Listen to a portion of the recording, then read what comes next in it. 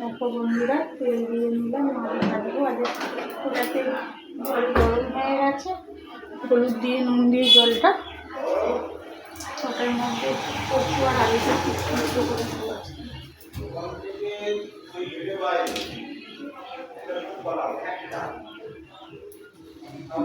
নাড়িয়ে দেবো,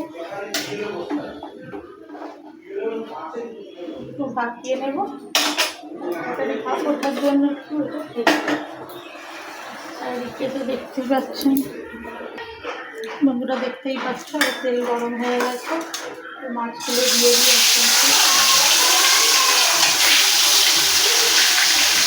সব মাছ তো পাড়ায় আসছে না, যে মাছগুলো কেনা হয়েছে ওই যে ছিল ফ্রিজে রাখা ছিল সেটা দিয়ে আজকে রান্না হয়।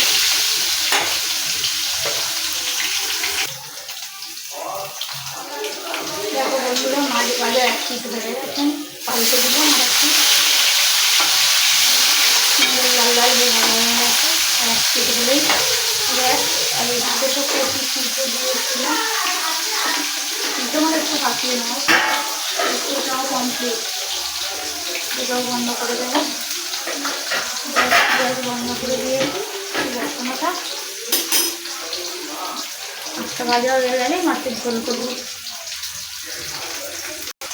ততক্ষণে যে মশলাগুলো দেওয়া আমি সেগুলো রেডি করে নিয়ে আপনাদের দেখাবো।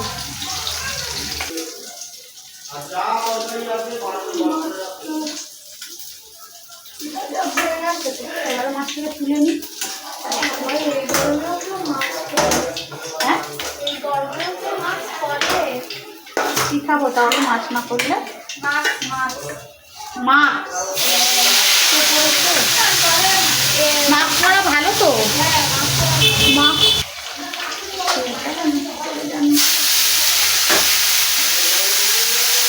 বেশি করে মনে হলো আমি এটা শুনলাম মানে এক ঘন্টা চালাতে বুঝতে ভালো।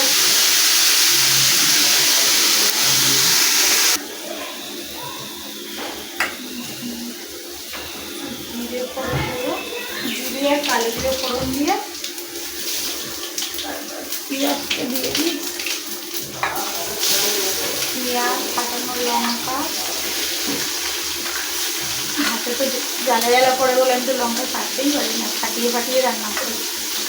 লঙ্কা ফাটে না, লঙ্কা ফাটিয়ে দিলে ফাটে না, লঙ্কা যদি আমরা না ফাটিয়ে দিই গোটা থাকে তাহলে ফাটে ফটফট করে, তখনই তো ভয় লাগে না মানুষের, চোখের মুখে দানা চলে যাবে গরম।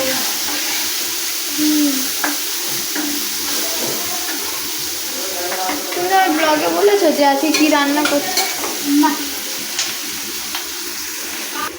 বন্ধুরা, দেখো রান্নার জন্য আমি কী কী মশলা নিয়ে নিয়েছি,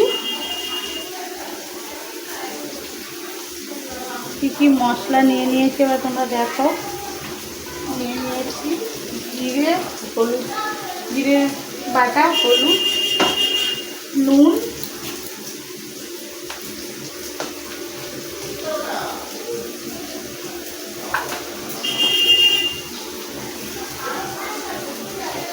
পেঁয়াজটা বেশ লাল লাল হয়ে গেছে।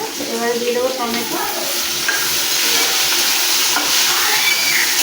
টমেটোটা দেওয়ার পরে দিয়ে দেবো লবণ, দেখতে পাচ্ছ লবণ, হলুদ আর জিরে নিয়েছি। লবণ দিলে তারপরে টমেটোটা ইয়ে হয়ে যাবে, নরম হয়ে যাবে।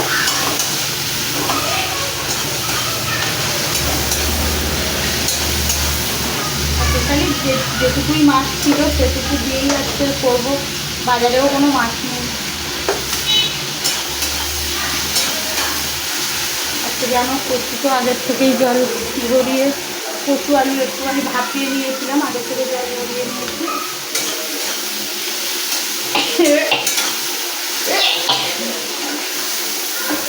তেল দেবো না,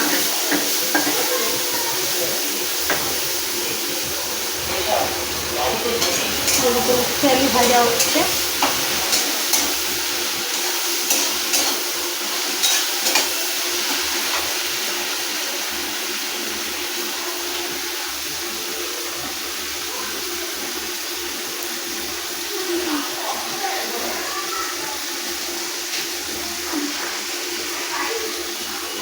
হচ্ছে আলু ভাজা।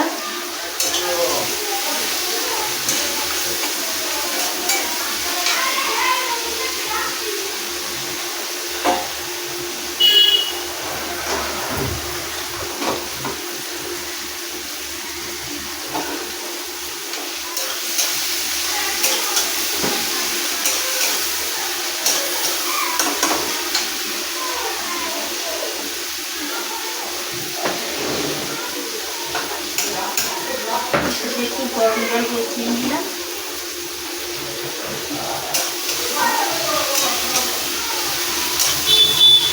বন্ধুরা পেঁয়াজ লঙ্কাটা হয়ে গেছে যতটা সম্ভব। এবারে দিয়ে দেবো একটুখানি মশলাগুলো, হলুদ, জিরে বাটা, হলুদ আর লবণটা কষিয়ে নিই। দেখো বন্ধুরা হয়ে গেছে মশলাটা রেডি। এবারে পোস্ত আলু যেটা ভাজিয়ে রেখেছিলাম সেটা দিয়ে দিলাম। বেশিক্ষণ না, একটু নাড়িয়ে দিয়ে জল দিয়ে দেবো, যেন একটু আগে করে ভাপানো আছে।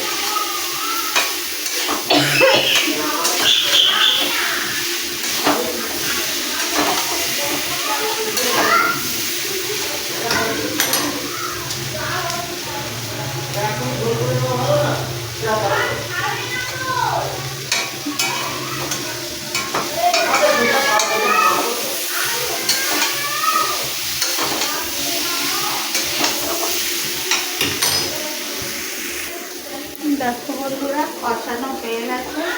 আর আমি যে পাশে গ্যাসে জল গরম করছিল ওটা দিয়েছিলাম।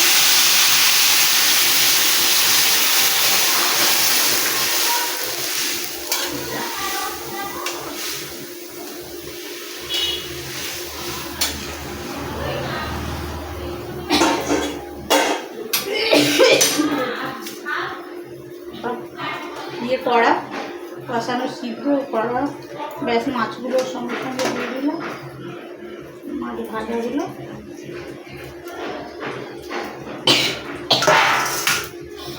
হ্যাঁ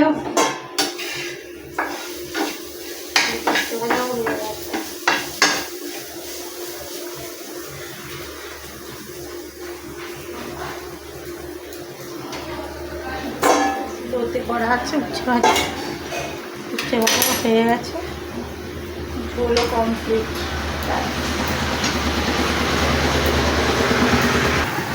পাশের গ্যাসে কড়াই বসিয়ে দিয়েছি,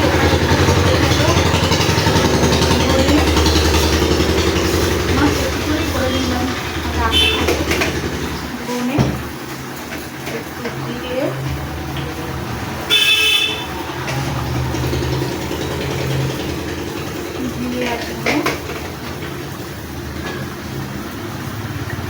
আর দিয়ে দিই অল্প সামান্য পাঁচফোড়ন।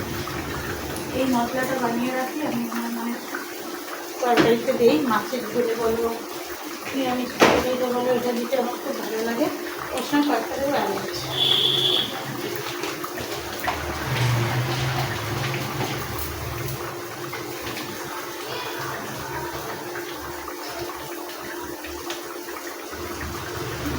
নিশ্চয়ই এলাচটা দেবে,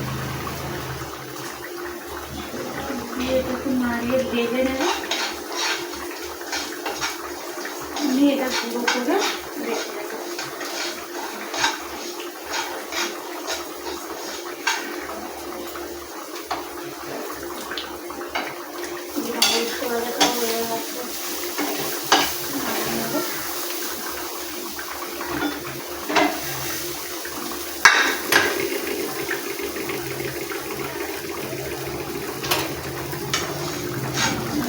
হয়ে গেছে, ভাজা হচ্ছে।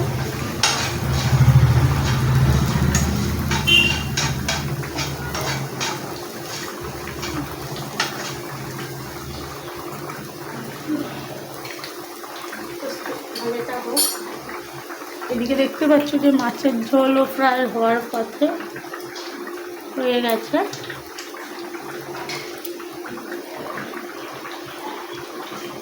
হয়েও গেছে দেখো।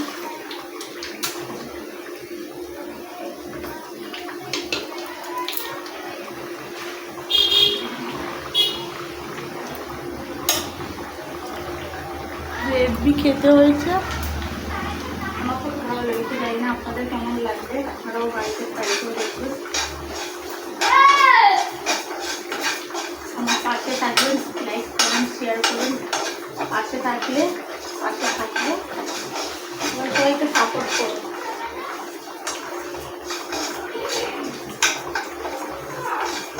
সবাইকে সাপোর্ট করো।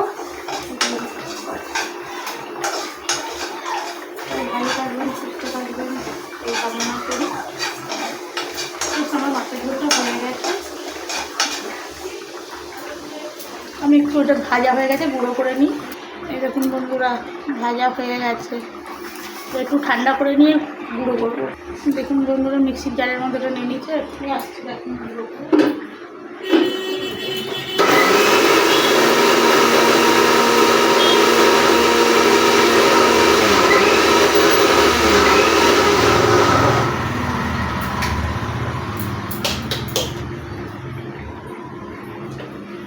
দেখুন বন্ধুরা, গুঁড়ো হয়ে গেছে। একটুখানি আমি ওর মধ্যে কি ভালো দারুণ অলরেডি, ব্যাস।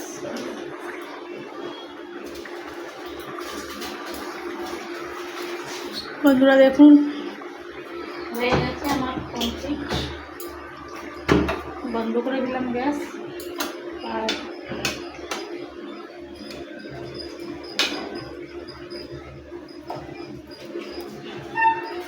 দেখো বন্ধুরা, তরকারিটা কেমন হয়েছে, কি দারুণ হয়েছে, কালারটাও দেখো খুব দারুণ হয়েছে। আর আমরা তো খুব ভালো খাবো, আপনারাও ভালো ট্রাই করে দেখুন কেমন হয়। আর আমি তো নতুন, এত কিছু ভালো করে গুছিয়ে বলতে চাই না, আপনারা বানিয়ে গুছিয়ে নেবেন। আর লাইক কমেন্ট শেয়ার করবেন, কমেন্টে জানাবেন আমি কেমন রান্না করলাম, কেমন লাগলো আমার রান্নাটা।